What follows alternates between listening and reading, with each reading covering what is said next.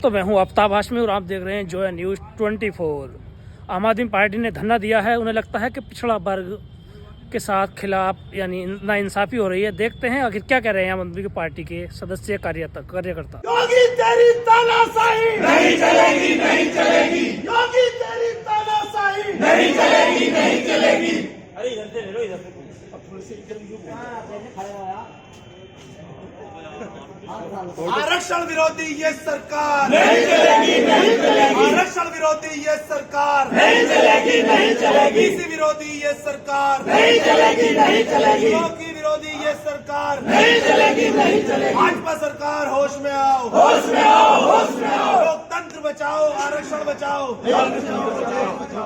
नहीं चलेगी, नहीं चलेगी। योगी तेरी तानाशाही नहीं चलेगी, नहीं चलेगी। योगी तेरी तानाशाही नहीं चलेगी। अध्यक्ष जी, आज जो कलेक्ट्रेट आपका आना हुआ है तो क्या मामला है? निकाय चुनाव में जो आरक्षण की नीति सरकार लेकर के आई है और उसको जानबूझ करके सरकार ने आरक्षण को डिले किया, यानी कि उसकी नीयत में कुछ खोट था और इसी वजह से आरक्षण को डिले किया गया। उसकी वजह से चुनाव भी पीछे गए और ओबीसी को जो आरक्षण मिलना चाहिए था सरकार ने वो नीति के तहत आरक्षण नहीं किया। जो हमारे संविधान में पहले से मौजूद नीति है आरक्षण की, उसके खिलाफ सरकार चली और उसको अदालत में चुनौती दी गई और वो अदालत में धराशायी हो गया जो इनकी नीति थी। तो ये जो सरकार है उत्तर प्रदेश की योगी सरकार जो है ये गैर संवैधानिक काम कर रही है और आरक्षण के जो ये लोग हैं आरक्षण के खिलाफ हैं और इन्होंने जो नीति बनाई थी वो उसमें ओबीसी आरक्षण कहीं से कहीं तक भी ठीक नहीं बैठ रहा था, इसीलिए अदालत में वो गिरा है।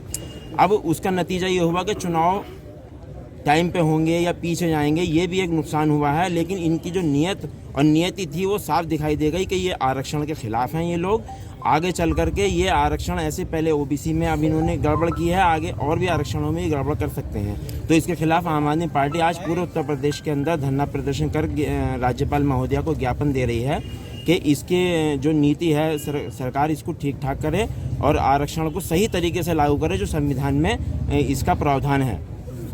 क्या मांग है आपकी? मांग यही है जो संविधान में प्रावधान है आरक्षण का उसके तहत आरक्षण लागू करे सरकार। देखिए, हमारी उत्तर प्रदेश की गूंगी बहरी सरकार ने जो भाजपा की सरकार है, जब इसको पता था इस सरकार को कि निकाय चुनाव आने वाले हैं तो इन्होंने अपनी आरक्षण की नीति पहले से अपनी पारदर्शिता वाली दृष्टि से क्यों नहीं बनाई थी। अब इन्होंने इस तरीके की निकाय चुनाव की जो ओबीसी आरक्षण को चुनाव को इन्होंने ख़त्म करने का काम किया है और इन्होंने मुँह की खाई है। हाई कोर्ट से इनको मुँह की खानी पड़ी है। क्यों खानी पड़ी है? क्योंकि जब इनकी नीयत खराब है सरकार की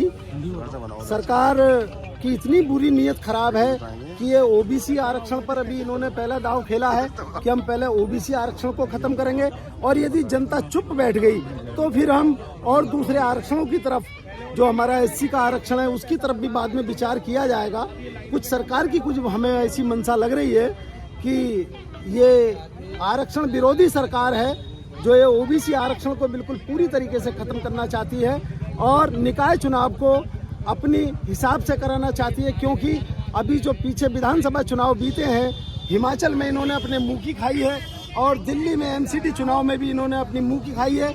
इन्होंने इस तरह की रणनीति तैयार करी है कि हम कहीं उपचुनाव में अपने उत्तर प्रदेश में भी हम कहीं हार का मुंह देखना ना पड़ जाए। आपने किसको ज्ञापन भेजा और क्या मांग की? हमने राज्यपाल महोदय के नाम ज्ञापन भेजा है और माननीय जिलाधिकारी के माध्यम से भेजा है।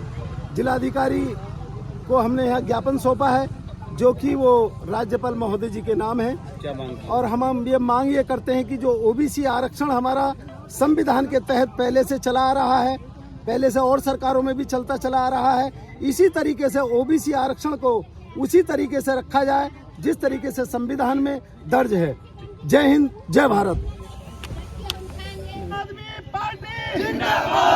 आरक्षण बचाओ, आरक्षण बचाओ, आरक्षण बचाओ, ओबीसी आरक्षण बचाओ, लोकतंत्र भैया। और नाना अगर कुछ हो तो लोग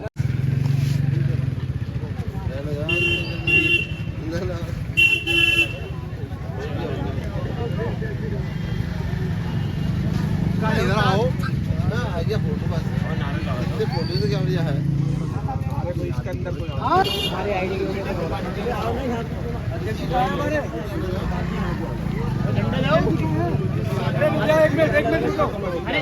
चैनल को सब्सक्राइब कर लें। अगली खबर के साथ फिर मिलेंगे सच्चाई के साथ। Thank you.